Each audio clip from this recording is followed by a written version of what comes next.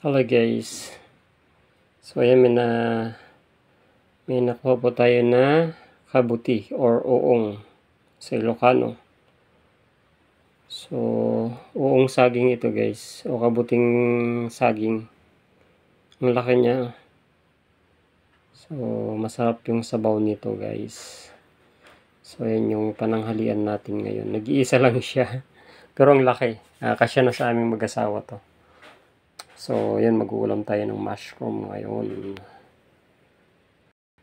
So, araw-araw sana meron tayong makuha ganito.